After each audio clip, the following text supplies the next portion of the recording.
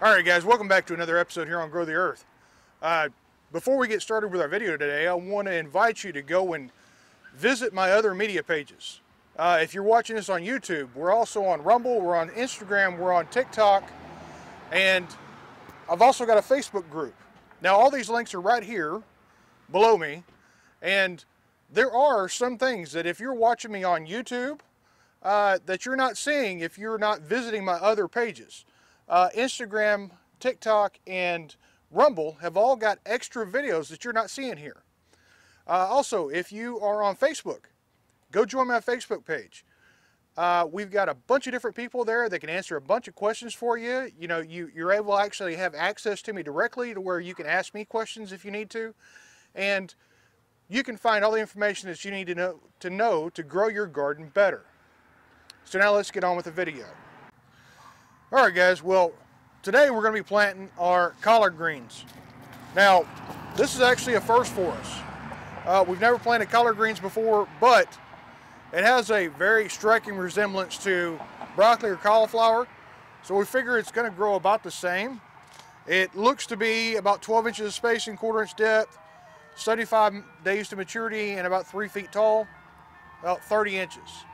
So the difference is this is just going to be a green leafy vegetable, just like a kale or a lettuce or something like that, and they get quite large. So we've got to have plenty of spacing for these guys to grow in. Now I've already marked out our bed here, which we're using the other 3/4 of the bed that we didn't plant the kale in. So this is going to be a really full bed, but we're going to get plenty of vegetables out of it. And looking at these seeds, they look like pretty much any other broccoli or cauliflower also. They belong to the brassica family, so they share a lot of the same attributes. Alright, so guys, as we plant, I'm going to tell you a little bit about how we harvest these things. And because it is like a, a broccoli or cauliflower or something like that, and actually, you know what, I'm going to put 2 seeds in each one of these just in case one doesn't come up. That's one thing that never hurts, especially with something like this that you haven't planted before, is you can put, a couple of seeds in each hole. That way, you'll get some germination because of it's just something you hadn't planted before. This was kind of a last minute thing. We didn't actually plan on planting this, but we saw it and we were like, hey, we'll give it a shot. We got the room in our beds this year because unfortunately our tomatoes gave out early this year because of all the weather and some other factors, and it caused us to have basically 2 extra beds that we didn't have going into fall.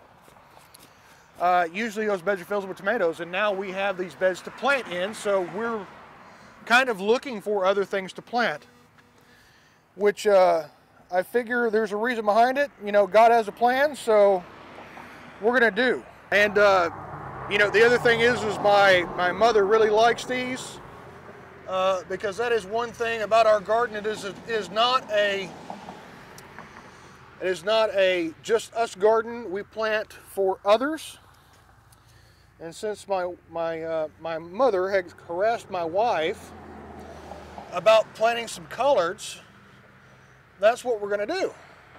And just like with spinach, when we go to harvest these, we're going to harvest from the outside going in. We are not going to cut the centers of them because they grow from a crown, just like our spinach.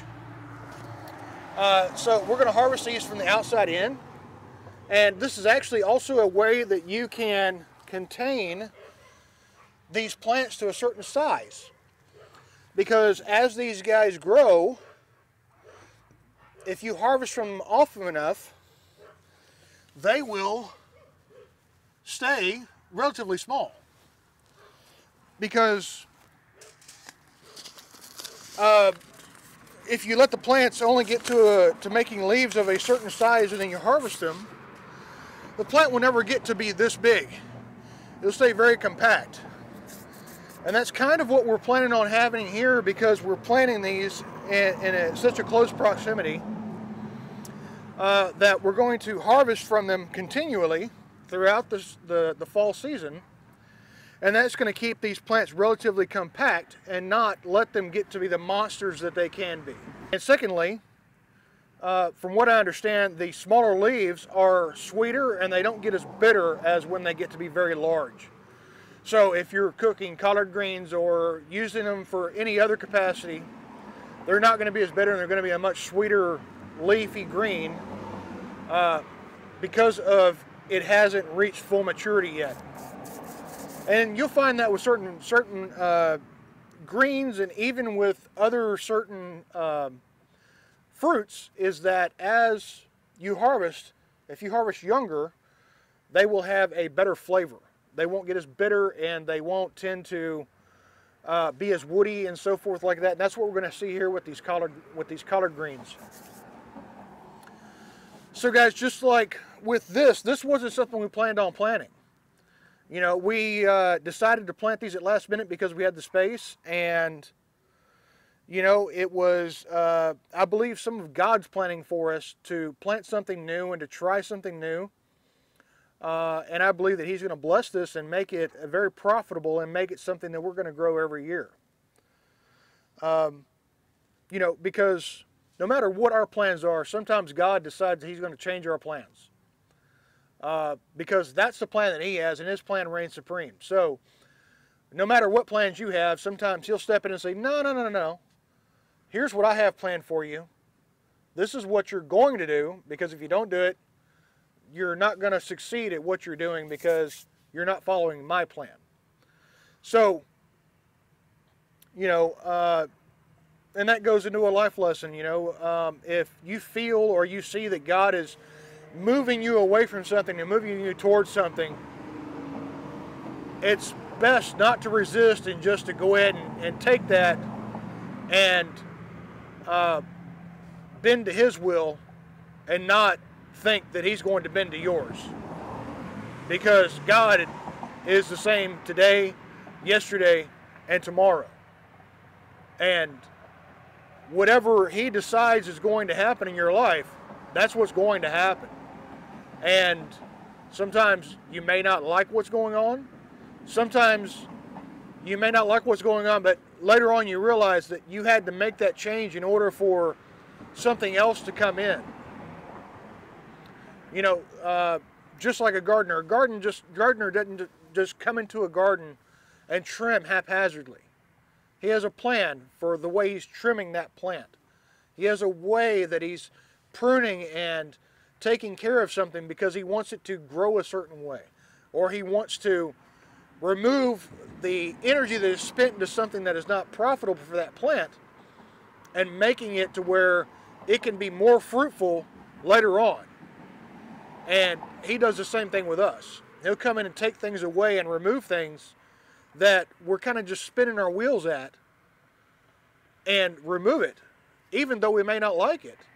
You know, because we're like, hey, that was something that I really wanted to do. And God says, well, you're not going to get anywhere with that because that's not where I have a plan for you at.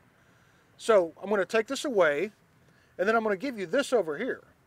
It may not look as attractive now, but later on, as you grow into it, it's going to be something that is going to be very profitable and a lot better for you than what you have already.